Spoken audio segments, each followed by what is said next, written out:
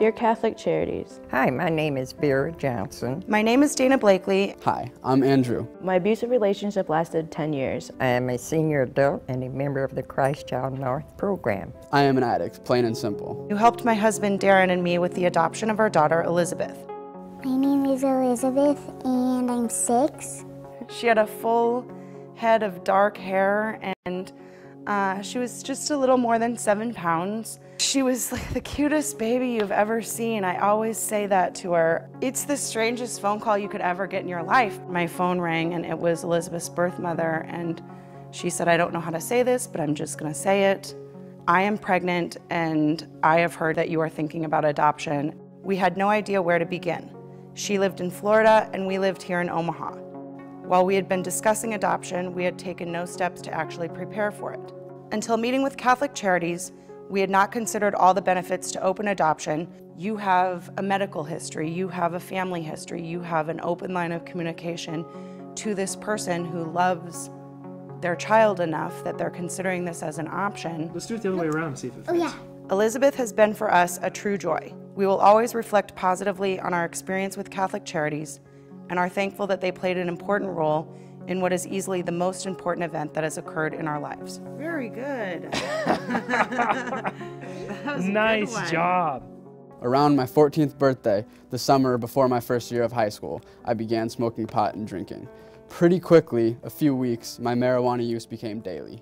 By my junior year in high school, I had begun experimenting with hallucinogenics like LSD and mushrooms. By the end of my senior year, I had on multiple occasions used cocaine and ecstasy. I was completely out of control. My mom, very, very kind-hearted woman, kind of pretended it wasn't happening. I decided to go to my therapist of 5 years and admit to him that I needed help. 2 days later, my parents and I were at Journeys awaiting my evaluation. Mike, who ended up actually being my counselor, looked at me and said, "You've got a problem and I really, really want to help you." I expected to feel stereotyped and judged. I thought that to these people I would only be one more statistic. I could not have been more wrong. Slowly but surely, I learned about the tools I had to aid me in my sobriety. The 3 months that I spent here were hard, but it was worth it in every way. I have now been sober for 1 year and 3 months. I work full-time and am enrolled in school. I don't know, I just feel like someone who's actually going somewhere.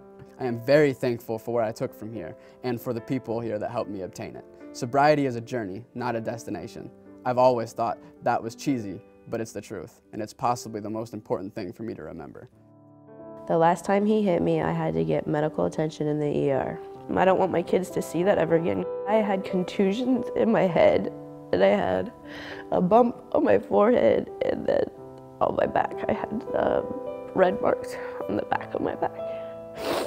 The staff had given me a packet with domestic violence information, and in the packet was a number to the shelter. I feel with the staff's combined effort and the teamwork, they help each individual with their needs. They are helping us women rebuild our lives. There's always options. You never have to feel like you're stuck. Your support has made a big difference in the life of me and my child. And not only did it teach me a lot about domestic violence, but it taught me a lot about myself. Just think it's just a very meaningful place for the neighborhood, Christ Child Center. I am 86 years old. I have been a member of this senior program for over 2 years, but we play one game at a time. After raising my children and retiring, I was looking for something to fulfill my day. No, because you're not going to be right today. I did not want to be one of those seniors who retired and then retired to the sofa. I just decided I needed something to do to keep me active. They can come here and they have their breakfast and they socialize and they can walk and they have this craft they have here. It just feels good. Thank you for touching us with your finger of love and enabling us to rise up this morning. I have truly been blessed to find my new friends and some of my old ones as well at Christ Child North.